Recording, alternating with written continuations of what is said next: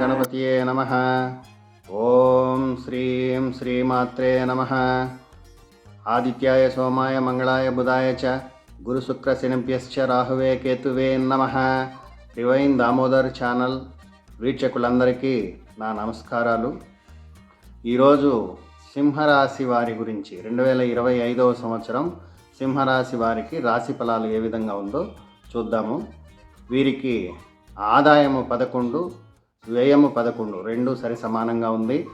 రాజపూజ్యం 3, అవమానం 6గా ఉంది. వీరికి రాజపూజ్యం కన్నా అవమానం కాస్త ఎక్కువగా ఉంది.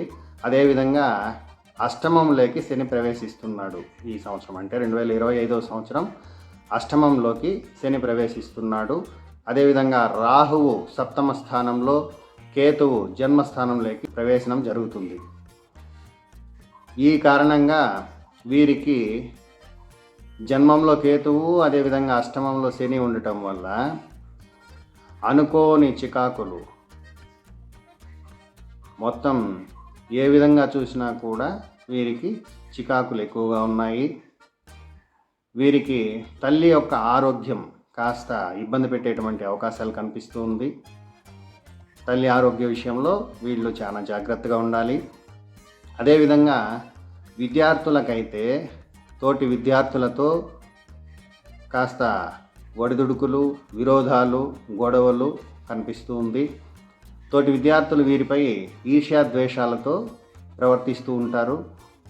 అదేవిధంగా విద్యలో కూడా వీళ్లకు కొంతవరకు డిస్టర్బెన్స్ ఎక్కువగా ఉండి చదువుకోలేకపోతూ ఉంటారు. ఇకపోతే వ్యాపారస్తులకైతే ఈ 2025వ సంవత్సరము శని ప్రభావం వల్ల కాస్త మందకొడిగా సాగేటువంటి అవకాశాలు ఉంది. ఏది ఏమైనప్పటికీ కూడా సింహరాశి వారు ఈ అష్టమ శని విడుదలయ్యేంత వరకు కూడా చాలా విషయాల్లో ఇతరులతో జాగ్రత్తగా మెలగాలి. కోర్టు కేసులు, ఇతరులతో గొడవలు ఈ విధంగా కనిపిస్తుంది. వీరిని అసూయ ద్వేషాలతో చూసేవాళ్ళే ఎక్కువగా ఉంటారు. ప్రజలందరూ కూడా వీరిని చెడుగా చిత్రీకరించి చెడుగా చూపించేటువంటి విషయాల్లో కాస్త ఎక్కువగా కనిపిస్తూ ఉంది. విరోధాలు, ఆటంకాలు వాటిని అధిగమిస్తూ చాలా చాకచక్యంగా మెలగాలి వీళ్ళు. ఉద్యోగస్తులకైతే ఉన్న ఉద్యోగంలో కూడా ఆటంకాలు పై అధికారుల వల్ల కావచ్చు, వేరే ఇంకే విధమైనటువంటి ఆటంకాలైనా సరే వీళ్లకు ఎదురయ్యేటువంటి అవకాశాలు ఎక్కువగా కనిపిస్తుంది. ఉద్యోగస్తులు చాలా జాగ్రత్తగా క్రమశిక్షణతో ఉద్యోగాన్ని చేసుకుంటూ వెళ్ళేటువంటి సమయం ఇది. ఏ చిన్న పొరపాటునైనా సరే పెద్దగా చిత్రీకరించి భూతద్దంలో చూపించేందుకు సిద్ధంగా మీ చుట్టూ ఉన్నటువంటి తోటి ఉద్యోగస్తులు రెడీగా ఉంటారు. ఈ విషయాన్ని దృష్టిలో ఉంచుకొని చాలా జాగ్రత్తగా ఈ 2025వ సంవత్సరాన్ని దాటాలి. అసూయ వల్లే వీళ్ళకి సంఘంలో చాలా వరకు చెడుగా గుర్తింపబడతారు. నరదృష్టి వీళ్లకు చాలా వరకు ఎక్కువగా ఉంటుంది. తత్కారణంగా కుటుంబంలోని వారు కూడా వీరిని అసూయ ద్వేషాలతోనే చూసేటువంటి అవకాశాలు ఉంది. కుటుంబ కలహాలు, అన్నదమ్ముల మధ్య కూడా చాలా వరకు విరోధాలు కనిపించేటువంటి మానసిక విరోధం పైకి బాగా కనిపించినా కానీ మానసికంగా విరోధ భావాన్ని పెంచుకుంటూ ఉంటారు.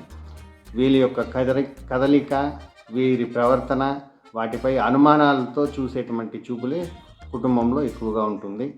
భార్యాభర్తల మధ్య కూడా కాస్త అవగాహన లోపంతో గడుస్తూ ఉంటుంది.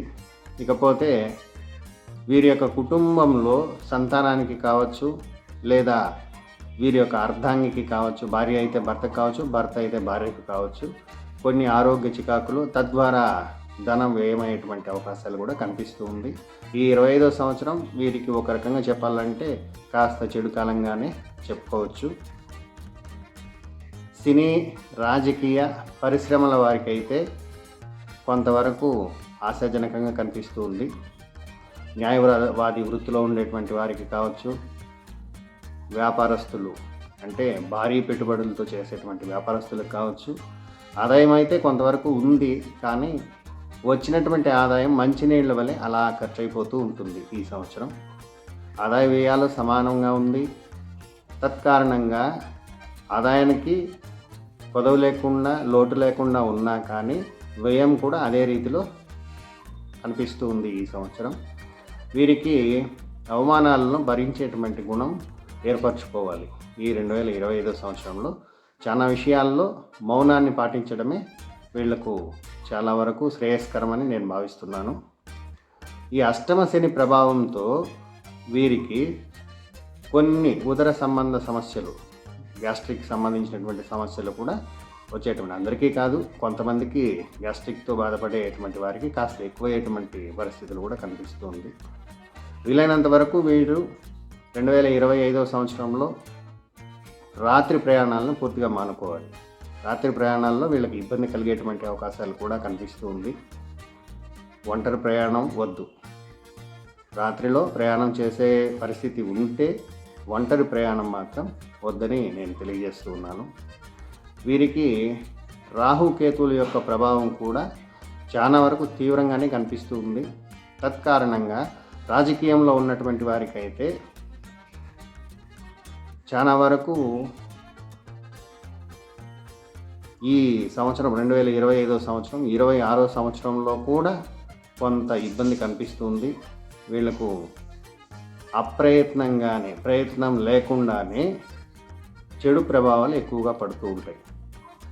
సహజంగా వీరు ప్రజల్లో కనిపించాలని అనుకుంటే అది ఏ విధంగా కనిపిస్తారు అంటే ఒక దుష్టుడుగాను, లేకపోతే చెడు ప్రవర్తన కలిగినటువంటి వారిగాను, లేదా మోసపూరితమైన స్వభావం కలిగినటువంటి వారిగా చిత్రీకరింపబడి కనిపిస్తూ ఉంటారు.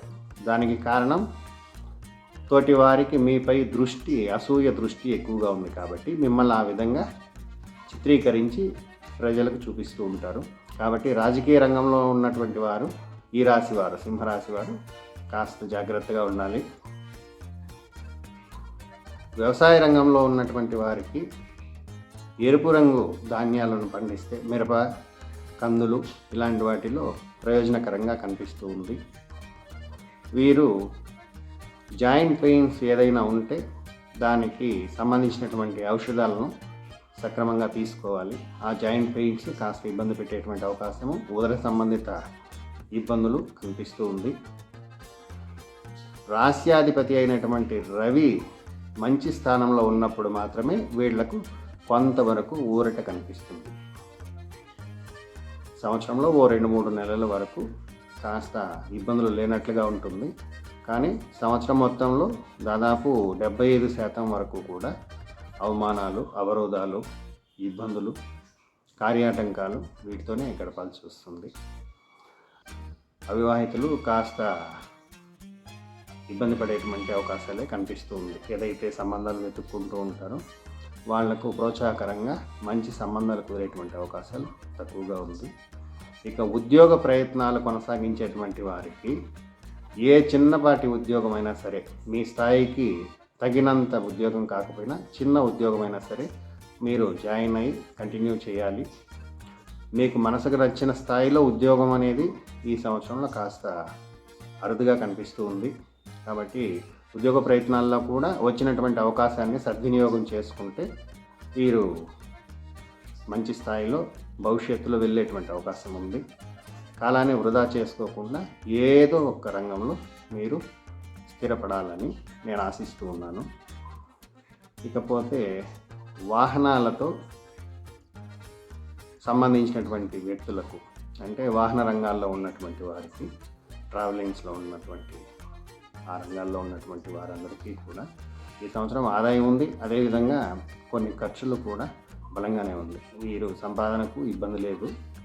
ఏదో ఒక రూపంలో ఖర్చు వస్తూ ఉంటుంది. వాహనాల రిపేర్లు కావచ్చు, ఇక కుటుంబంలో ఖర్చులు కావచ్చు. ఆ వచ్చినటువంటి ఆదాయాన్ని పూర్తిగా ఖర్చు అయ్యేటువంటి అవకాశాలే కనిపిస్తూ ఉంది. ఇక వైద్య రంగంలో ఉన్నటువంటి వారికి, సింహరాశి వారైతే వైద్య రంగంలో ఉన్నటువంటి వారికి నేను చెప్పే విషయం ఏమంటే వీరి యొక్క చిన్న పొరపాటు కూడా ఈ సంవత్సరంలో వీళ్ళకి అది ఇబ్బందిని కలిగించేటువంటి అవకాశాలు కనిపిస్తూ ఉంది. ఆచితూచి వీరు కూడా వ్యవహరించాలి.